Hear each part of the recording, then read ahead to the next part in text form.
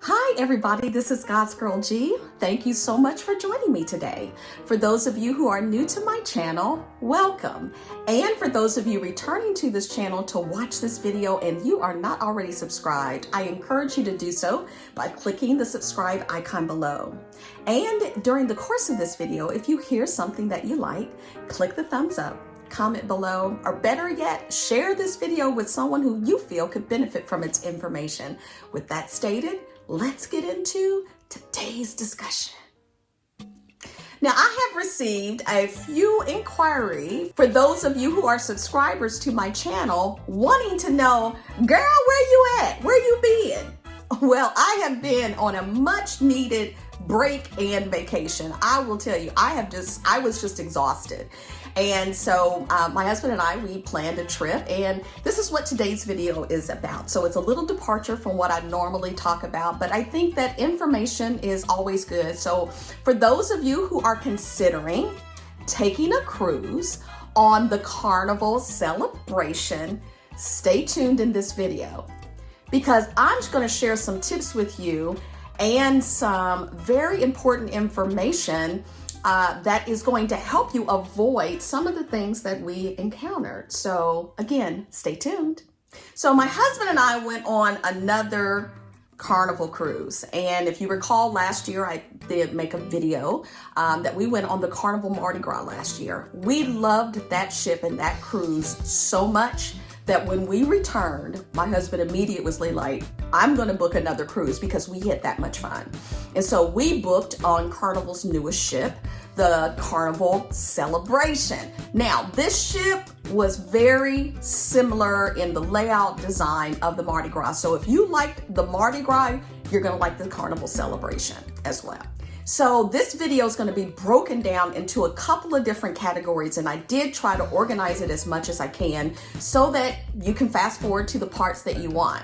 Okay, so if there is a segment that you do not want to listen to, just go down in the description box and fast forward to the one that you want to hear.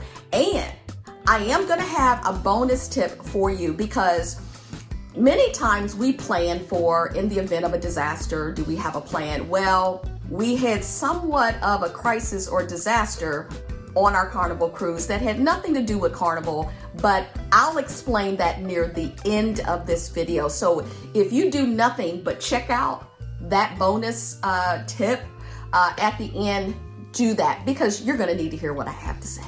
Okay, so let's start out talking about the pre-trip and the things that you need to prepare for before going on the Carnival Celebration. And really, it's for any cruise, but this is more specific to the Carnival cruise line. They have done away with the COVID pre-test that you have to take. So that was a weight off our shoulders because if you go back to the Mardi Gras video, the COVID testing was still in effect.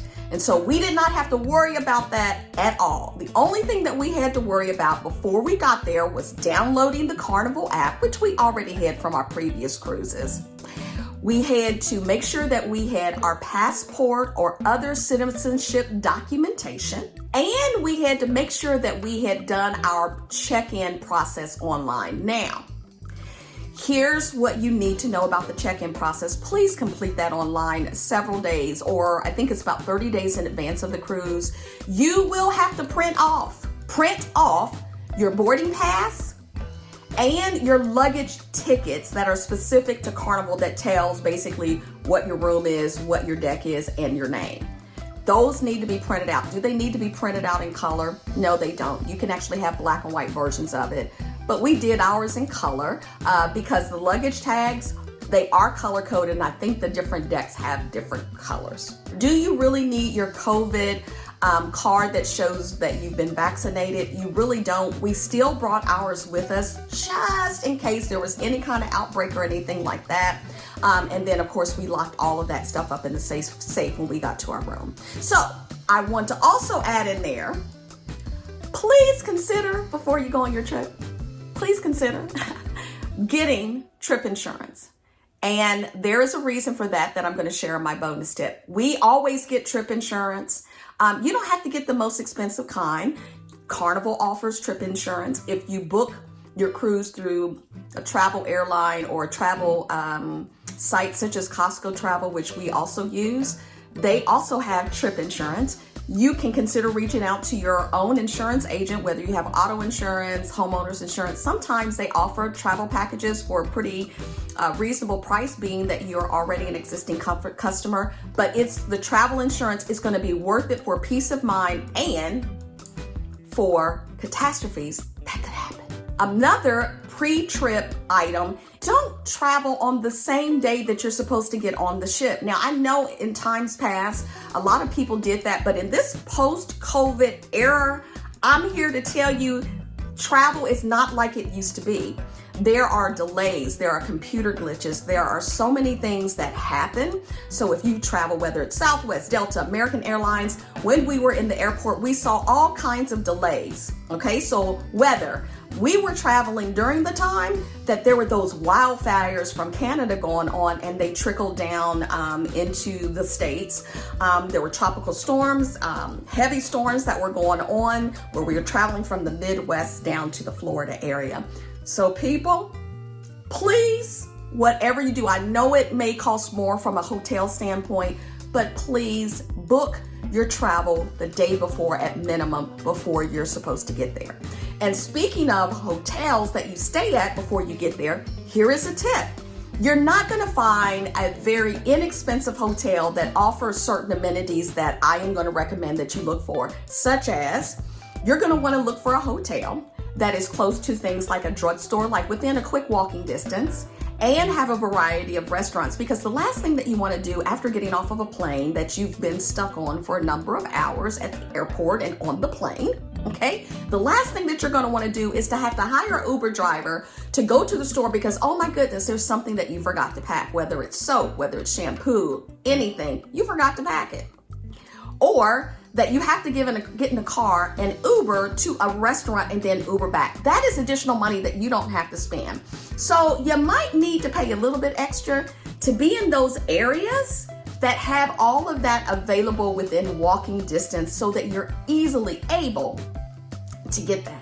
Additionally, if you are a value or a member of a certain hotel chain, take advantage of those amenities that they offer. So for example, we are Hilton Honors members, and they offer all their members, they'll have like some little snacks or something that you can have for free. We were able to get like a bottle of water. You don't think about the importance of a bottle of water until you get to the hotel and realize that everything you're going to have to pay for. That bottle of water for us was free. They also offer that if you forget toothpaste or a toothbrush, they actually have that. Now it's going to be probably a cheap version of it, but they do have things like that if you need it. So if I were you, I would take advantage of, if you're a member of a particular hotel chain, take advantage of those member benefits. And as a tip, and my husband will love me for saying this, if you are an American Express Platinum owner, I am here to tell you there are so many benefits to that for when you travel. So take advantage of the travel bonuses and amenities that you get for being a part or a member of something. Okay, so that's just a tip. So let's talk about embarkation into the Carnival Celebration. So I'm going to put up, I don't know if it's going to be some videos or pictures somewhere over here about the embarkation process. Now, this was not, it was a different type of embarkation process to us. It didn't feel too different, but I want to point out a couple of things that out of the Miami port, it struck me as like, oh, this is a new experience for me. Now, although we bought the VIFP, which is a very important fast person, they're faster to the fun package, which costs under $200, and was it worth it? I personally think it was. We didn't feel necessarily that we got extra special attention similar to the previous VIFP program that they had prior to the COVID shutdown. It changed and it's different, but you do get a little bit of perks that are similar to what the Diamond and Platinum people get when they get on the ship. But either way, the earlier that you try to get on the cruise, and we did get there a little early. I think we got there around 10:30, but we weren't supposed to be there until I think between 11 and 11:30. Because we are VIFP, they just went ahead and let us go on through. Now, here's what I will tell you. Carnival now has drug sniffing dogs that before you go through security, they will have you line up, put your book bags or whatever that you are bringing with you. So whether if you did not check your bags, okay, and you're carrying them on the ship with you, okay, they will have drug sniffing dogs go around sniffing people's luggage for illegal substance like marijuana and things like that. So people, I know that some of you are watching this may not be normal people that normally watch my videos, which are Christian and God based. So this is for people who whether you have, like, for example, marijuana legally because you live in a state that is legal and you need it for your glaucoma, or you you have it with you. Those dogs are gonna find it out. Okay, so we were sitting next to a couple, which I'll get into the importance of talking to people, but a couple told us that when they were in the line before security, a dog identified someone as carrying an illegal substance. And if I had to guess, I would say it's probably marijuana. And guess what? The person wasn't allowed to cruise. What a waste of money and time. So people, just don't do it. Don't do it. Carnival is getting hip to all of that. So they've got dogs that are going through there, and they're sniffing your luggage too.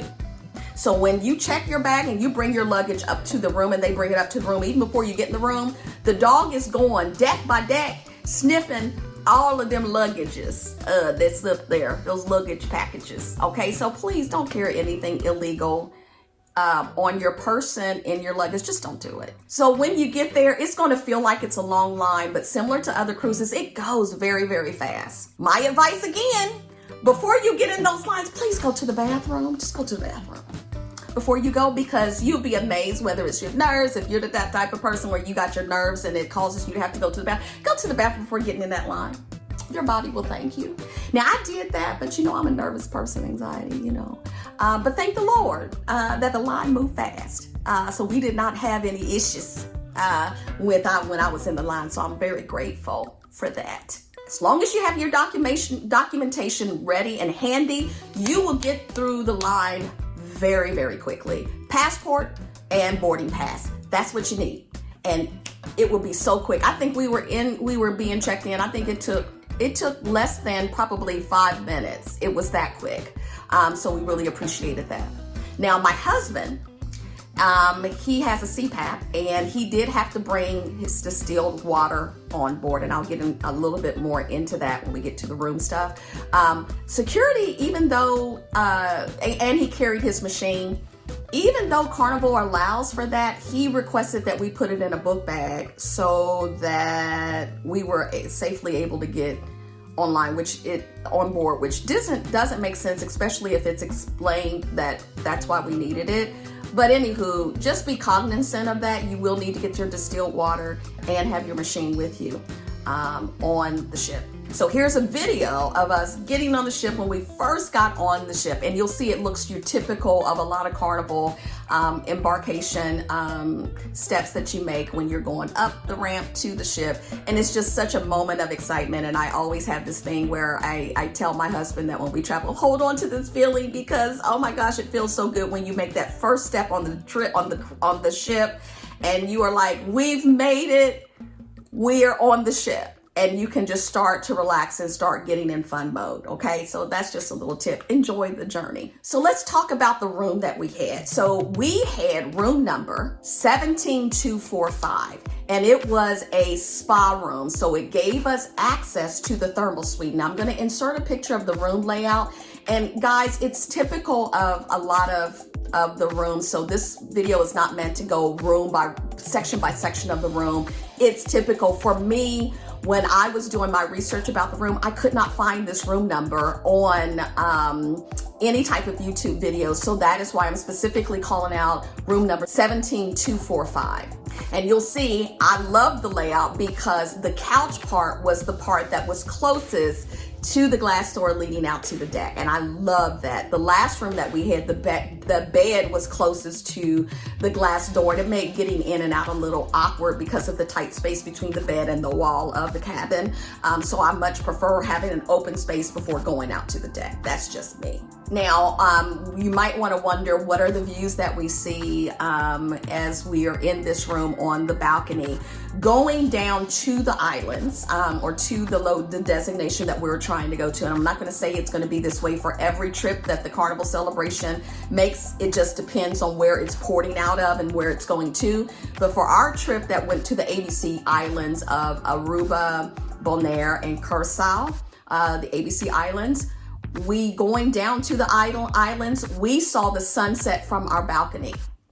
So we didn't get the morning sun going down there. On the return trip, we got the sunrise, okay? So for me, it was just a wonderful view. It couldn't have been more perfect. We spent a lot of time out on our balcony, especially when you want to get away from the crowds. At Sea Day, we would do lunch there. After breakfast, we would come up there and just sit for a moment and just enjoy the morning. And because we're early risers, I'm talking like 6 and 7 in the morning, even on vacation, I know. But at least both of us are early risers, not just one. So we would always sit out there and wait for the ship to come alive and everything. But we had a really, really good time enjoying the deck. Now, if you may remember the last room that we had that was on the Mardi Gras, we complained about the noise that you could hear from the roller coaster, from the chairs being moved on the Lido deck. This one was completely the opposite. We totally enjoyed this room. This room had little to no noise. We were more toward the forward part of the ship. Like more over where the spa and stuff would be, so we weren't over the loudest parts of the ship, okay? So it was more, a little bit more in the middle, but a little bit forward, and actually a lot forward. And I'm gonna insert a picture of the view from our balcony. You can actually see the captain's deck where they do the lookouts and stuff. That's how close we were to the front. But we enjoyed every single minute of that because it was quiet. Now, it was a little rocky, but I don't think it was because necessarily of the room location. The waters were very choppy, and as we continued to go through the cruise, there were people telling us that they could feel a lot of the movement even if they were mid-ship. So I think the waters on that particular cruise, they were very, very choppy. I do get motion sickness, but I don't have extreme motion sickness. So if you're choosing this room, please bring Dramamine with you. If you're very sensitive to that. I saw a lot of people with the patches behind the ear. You can wear the things that hit your pulse point. They have like little bracelets, or you could take the Dramamine chewable tablets or pills or whatever. But I would recommend probably the patch behind the ear would probably suit you better, because you don't necessarily have to worry about taking it on and off. I don't think every day. I've never used the patch, but I think it's just easier to have it behind your ear, and it's a more direct impact. But it lulled, the rocking of the ship actually lulled me to sleep a lot. I slept a lot on this cruise. Thank goodness I have a very understanding husband, but I was exhausted. So that's why I've been gone a little bit. I needed a little extra time, y'all, to recuperate. Okay, so so that was the room layout. Because we got the spa room, it came with some additional amenities such as the spa bracelets. So we would wear that every time we would go down to the thermal spa. And they did have, of course, that special elevator that you can skip the crowds. You can go down directly from your floor, which our floor was the 17th floor, all the way down to the 5th floor of the spa, which is where the thermal suite was. Again, thermal suite looks very typical of what was on the Mardi Gras, and I'll try to insert a picture that I'll get from the Carnival website that shows the thermal spa, but it looks very much the same. So no difference from the Mardi Gras to this ship. We had extra soap and body wash and shampoo amenities that were spa level body wash amenities. What was my thoughts about that? I really like the soap, and the body wash actually wasn't bad, and it was kind of like a gender neutral scent to it. So whether my husband used it or I used it, because I didn't feel like using my other body wash, and I was taking another quick shower because we took a couple of showers a day because we're in the thaw spa, or we got hot or something. We didn't want to just be that way before dinner, you know, that type of thing. But it saves you a little bit by using that. And it's kind of like some aromatherapy for you. So it's actually quite nice. And so I'm going to next talk about debarkation, and then I'm going to get just some high level tips that I didn't know how to organize it other than saying tips. So the debarkation, our debarkation was not as typical, okay?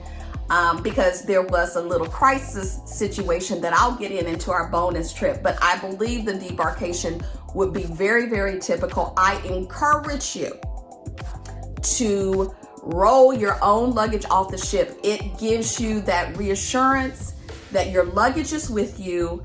And since you're going downhill the majority of the time, it makes it easier to roll your luggage. If you do not have a roller luggage, if you have just like the 2 wheels where you have to drag it, invest in 4-wheel luggage that can go different directions, I promise you, it'll bless you real good. So invest in some luggage that's easy to handle.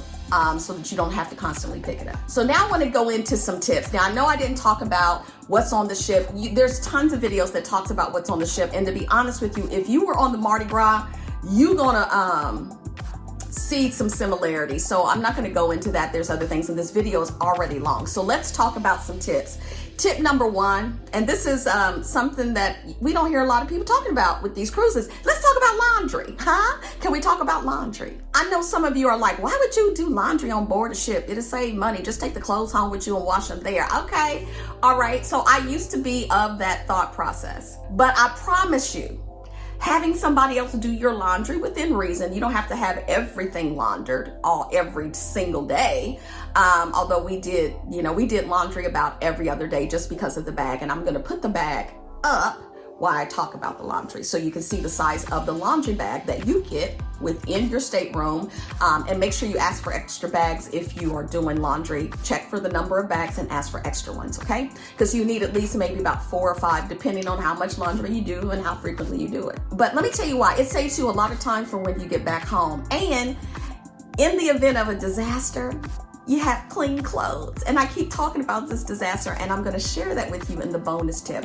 But you're going to want to have some clean clothes. So let's talk about the laundry and the quality of the laundry services. This is not going to be the type of laundry you do at home where when you get it out, it smells Tide or Gain Fresh or whatever you're using. You can't smell the Bounty fabric softener. It's going to be an unscented laundry service, but your laundry is going to be clean and will allow you to wear it again. Because keep in mind, if you're doing a 7 or 8 day cruise, you can save on the number of items that you pack by doing laundry.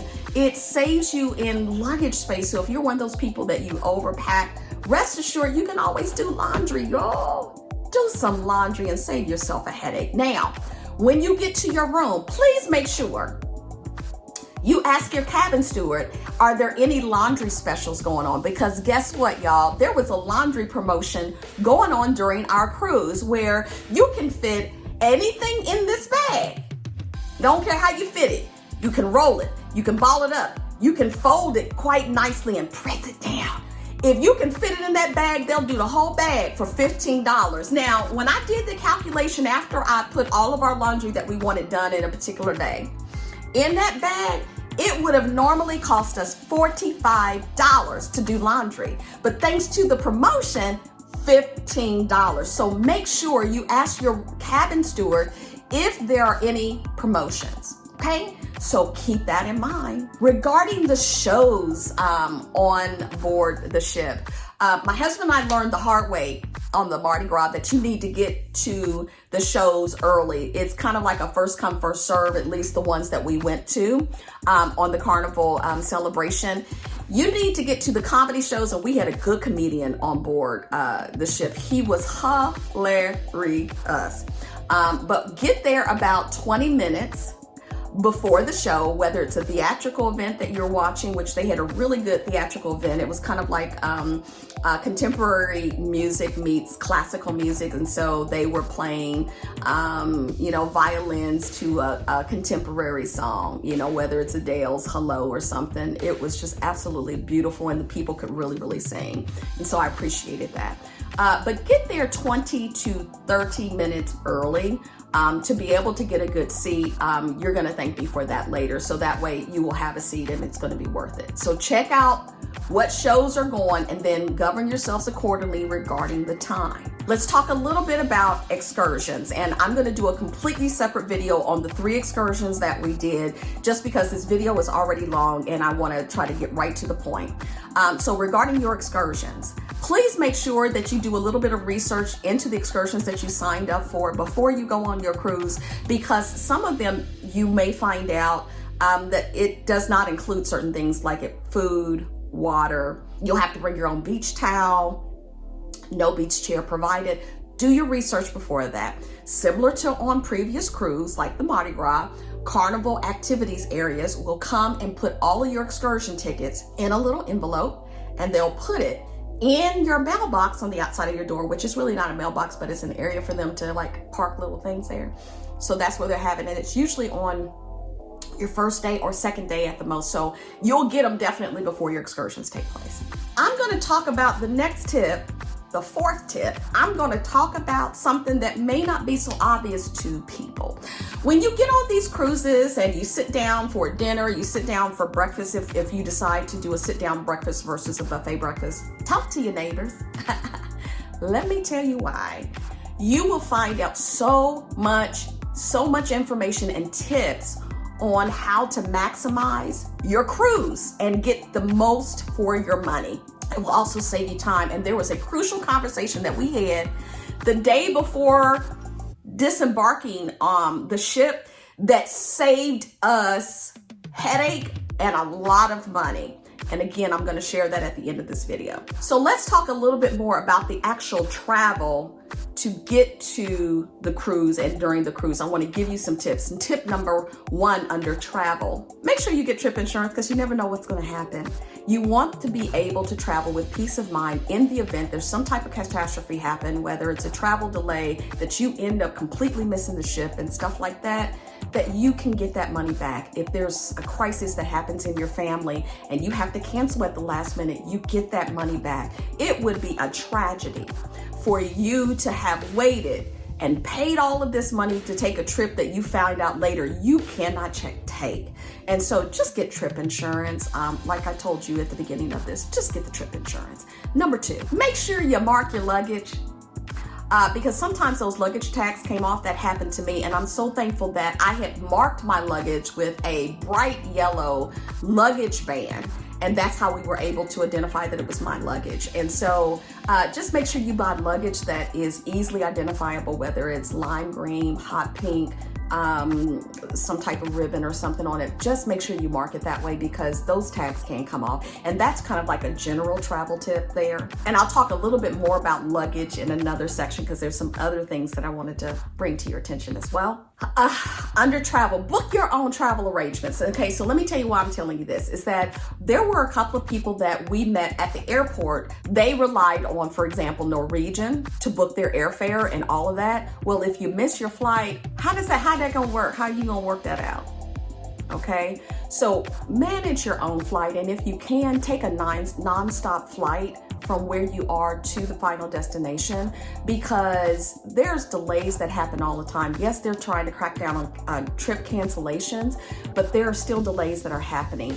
You want to be reassured that once you get on that plane and it gets in the air and it lands, you don't have to worry about a layover that could also cancel your final destination trip and cause all kinds of problems. So it's worth paying the extra money or getting up extra early to get those non-stop flights. Have a carry-on for the plane is the next tip. Now, there are some people that check all their luggage. If your luggage gets lost, that's not a good thing, especially if you have like one or two stop flight before you get to your final destination.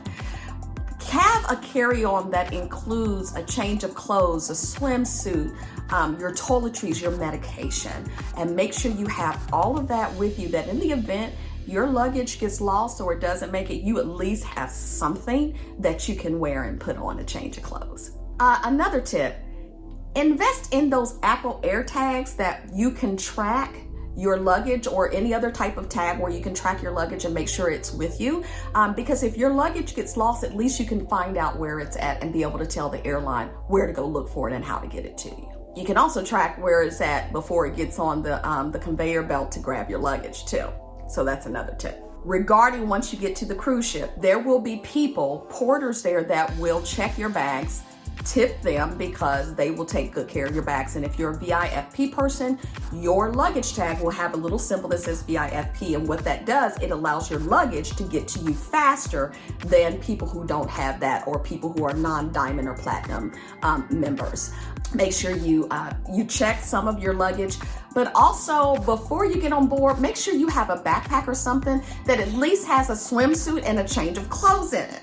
Okay, and the reason for that is that your luggage may not make it up to your room before they open up the pools and the thermal spots. So you want to at least have start your vacation before your luggage gets there. You can do a change of swimsuit. That's something that I noted when I got on because we've never had a problem with our luggage being late getting to our room, but this time it was a little later than normal. And it's probably because there were more people traveling now that the COVID-19 restrictions and stuff like that were lifted. So you might want to do that as well. All right, so let's talk about this bonus tip regarding catastrophes. My husband and I, we've been traveling. We've done a couple of trips, cruises together. We've never had this problem. So what happened on the day that we were to return to the Port Miami, there was a tragic boat accident that happened at the entrance to the port.